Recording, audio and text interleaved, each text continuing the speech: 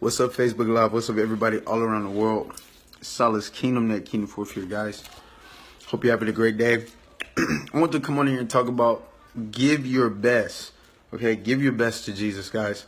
As I was reading Matthew, I was in Matthew chapter 2, and I was reading, the story of Jesus and when he was born, how the wise men came to him and they fell down and worshiped him. And after you read how they worshiped him, it shows that worshiping, whenever you worship, you give your best towards what you're worshiping.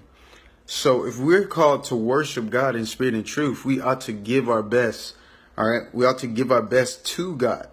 So it says in Matthew chapter 2, I want to just read the whole thing. It says, now after Jesus was born in Bethlehem of Judea, in the days of Herod the king, behold, wise men from the east came to Jerusalem, saying, where is he who has been born King of the Jews? For we have seen his star in the east and have come to worship him.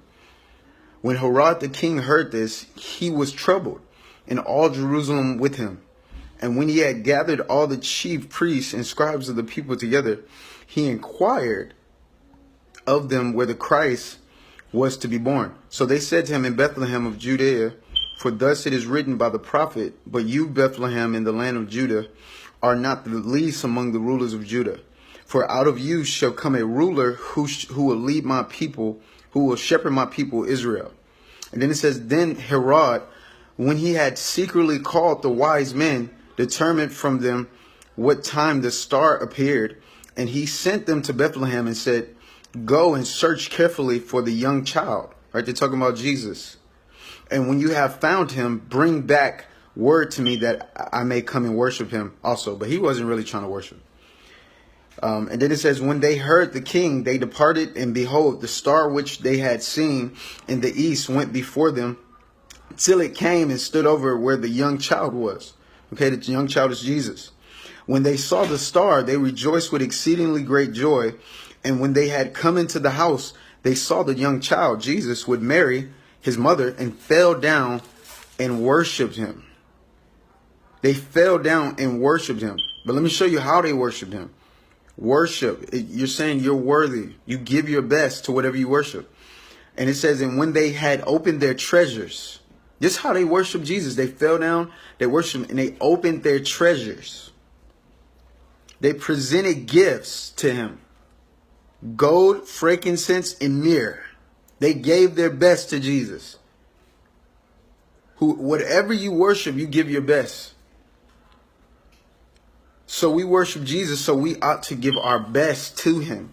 And then it says, them being divinely warned in a dream that they should not return to Herod, they departed for their own country another way. So guys, the wise men worship Jesus. See, people think you could just come into God's presence and not give.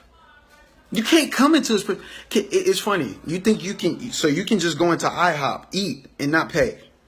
You could just go to the movie theater, watch a movie, don't pay at all, and leave.